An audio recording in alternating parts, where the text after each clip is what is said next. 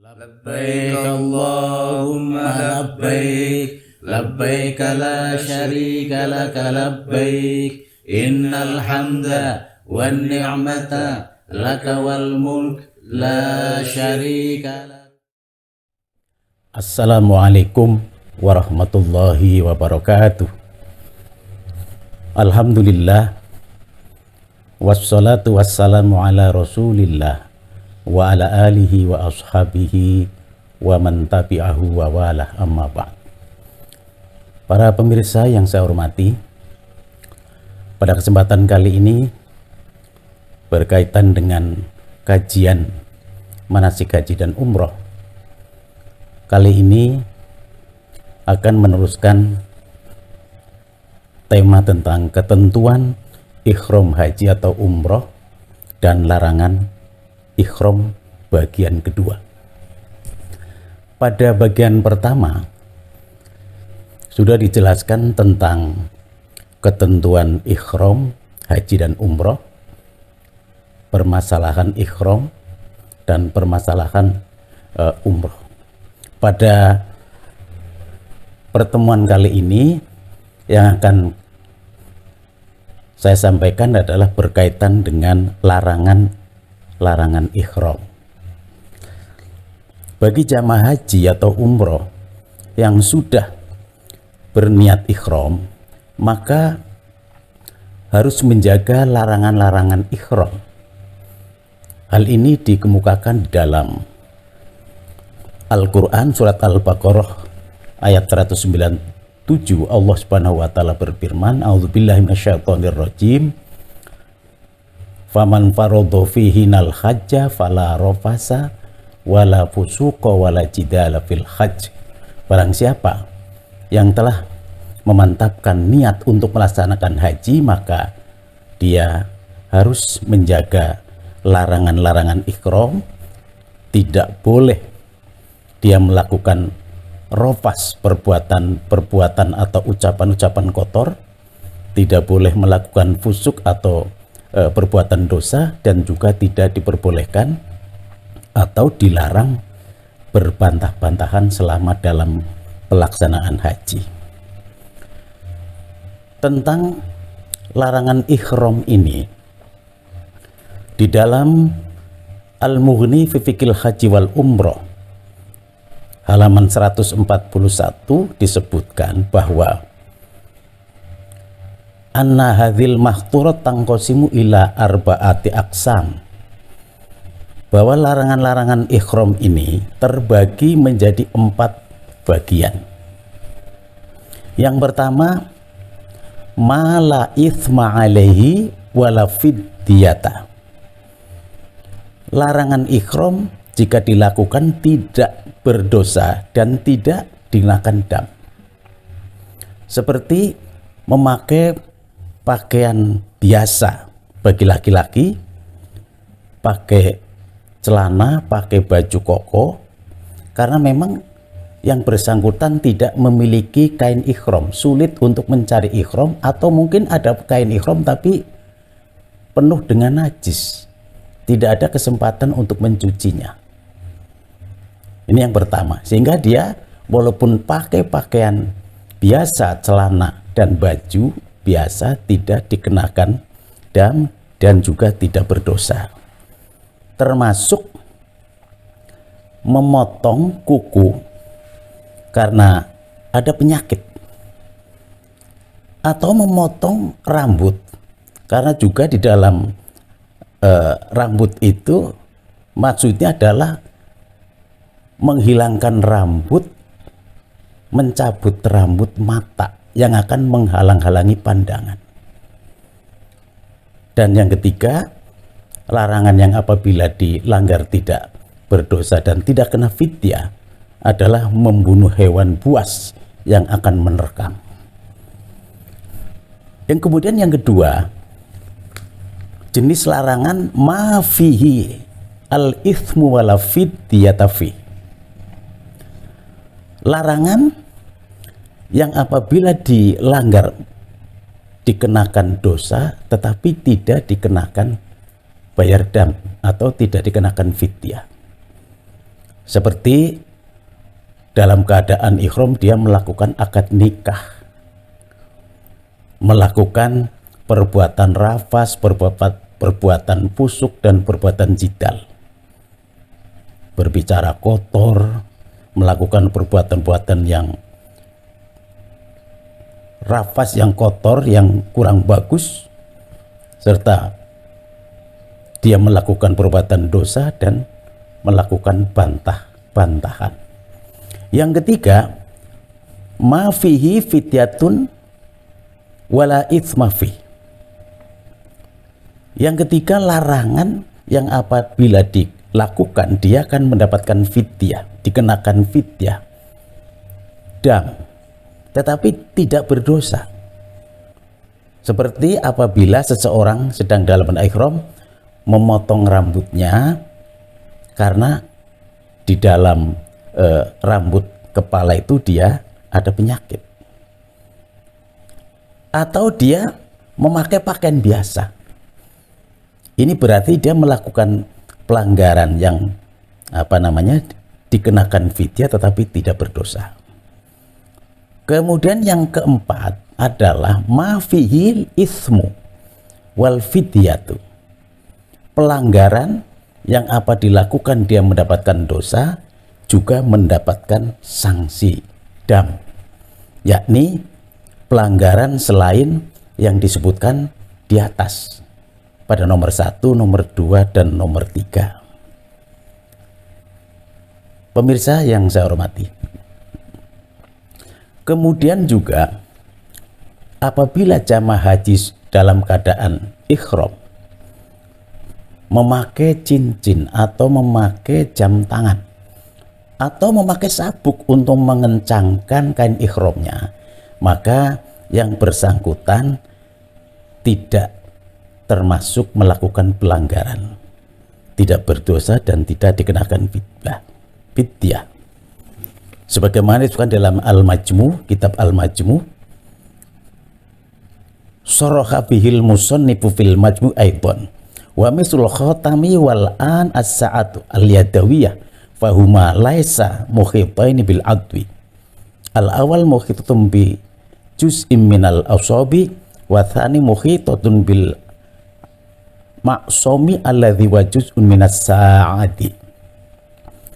Kata penulis kitab Majmu menyatakan bahwa cincin, jam tangan itu tidak termasuk pelanggaran ihram dan dia tidak, kedua-duanya mukhitaini bil adwi, tidak menutup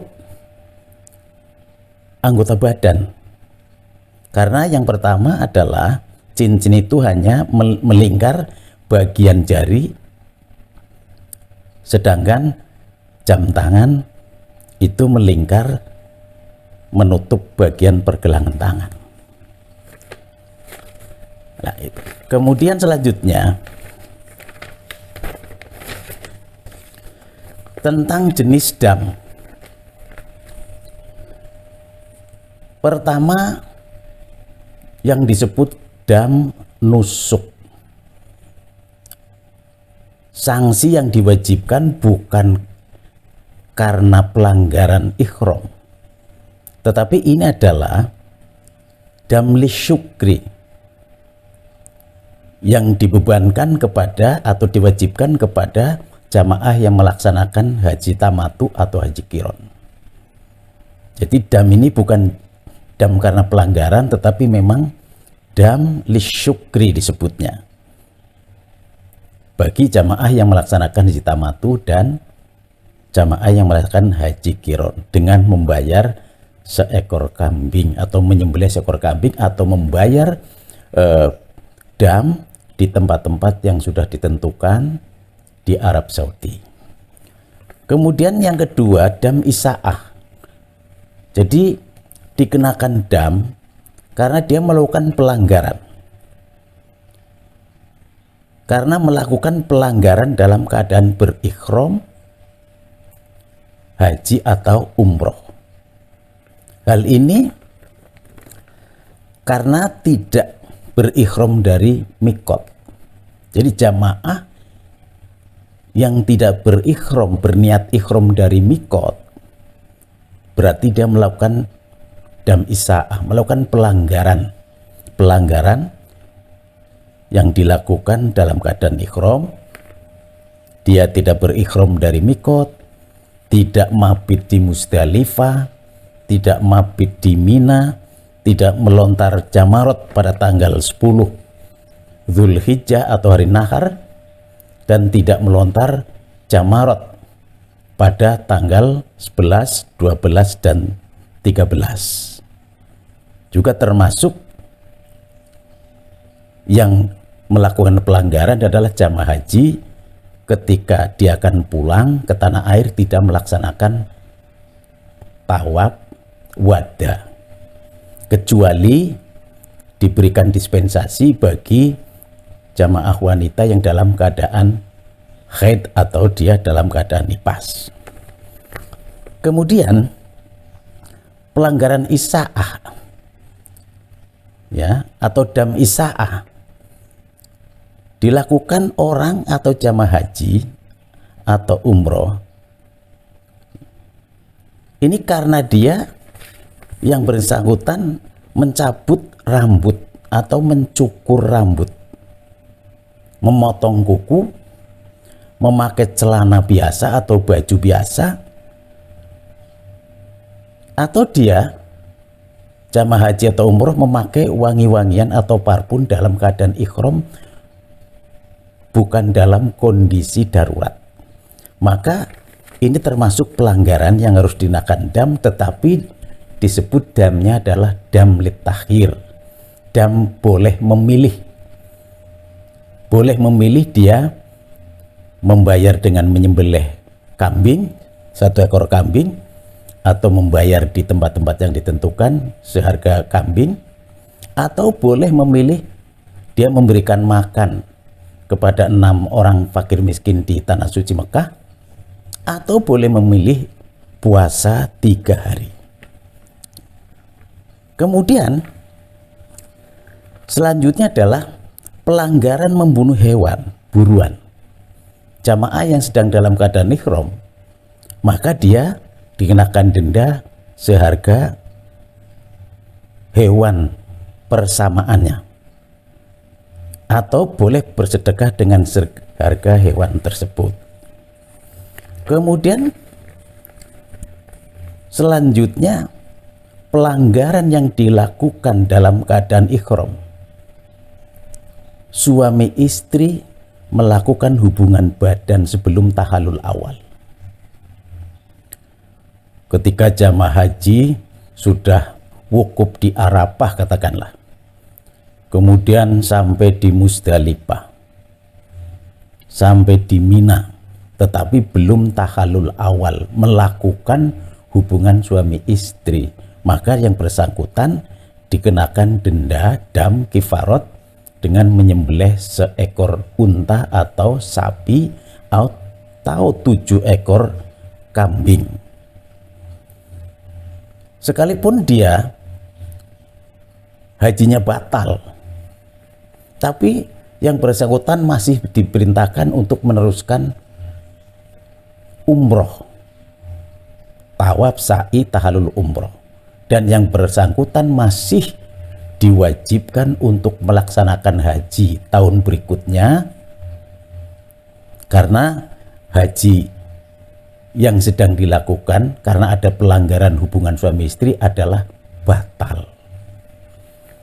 Kemudian jika hubungan suami istri dilakukan setelah tahallul awal, maka secara hukum hajinya sah, tetapi wajib membayar dam. Damnya menurut mazhab Syafi'i cukup seekor kambing, tetapi menurut mazhab Hanafi dan mazhab Maliki harus membayar kambing, onta atau sapi atau 7 ekor kambing. Pemirsa yang saya hormati, kemudian tentang tempat penyembelihan hewan dam adalah di Mekah atau di Mina. Sedangkan tentang distribusi dam yang telah dipotong, disembelih, maka pendistribusiannya adalah menurut mazhab Syafi'i, daging dam dibagikan kepada minimal 3 orang miskin di tanah haram, baik mereka pendatang ataupun penduduk asli, akan tetapi penduduk asli lebih utama daripada pendatang. Sedangkan menurut mazhab Hambali, daging dam hanya dibagikan untuk orang-orang fakir miskin tanah haram. Menurut mazhab Hanafi, daging dam dapat dibagikan kepada orang miskin tanah haram saja, atau dapat dibagikan kepada orang-orang miskin di luar tanah haram. Jadi inilah maka tentang dam, karena jamaah haji, apakah jamaah haji Indonesia atau di luar Indonesia, bagi yang melaksanakan haji tamattu dan qiron akan dikenakan dam lin nusuk, bukan karena pelanggaran dengan memotong 1 ekor kambing atau membayar di tempat-tempat tertentu. Sedangkan pelanggaran haram yang dilakukan oleh jamaah haji itu juga seperti dia tidak niat ikhram tadi di mikot, tidak mabit di Musdalifah, tidak mabit di Mina, tidak melontar jamarot pada hari tasyrik atau tanggal 10 Zulhijjah, maka dia dikenakan dam seekor kambing atau membayar di tempat-tempat yang ditentukan. Sementara tadi yang disebut dam tapi membayarnya boleh memilih di antara 3 jenis dam, adalah karena pelanggaran dia memotong rambut, menggunting kuku dalam keadaan normal, atau dia memakai pakaian biasa. Ini dikenakan damnya adalah dam litakhir, dam boleh milih di antara 3 jenis dam. Boleh bayar memotong seekor kambing, atau dia boleh membayar untuk kena fakir miskin di tanah haram Mekah, atau juga boleh berpuasa 3 hari.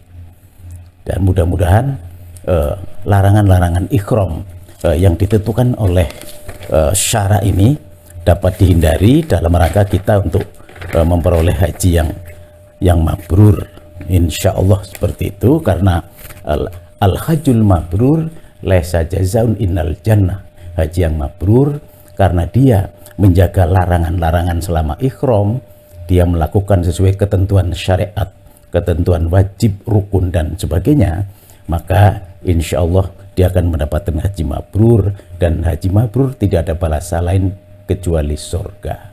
Demikian, semoga bermanfaat. Wabillahi taufiq wal hidayah. Wassalamualaikum warahmatullahi wabarakatuh.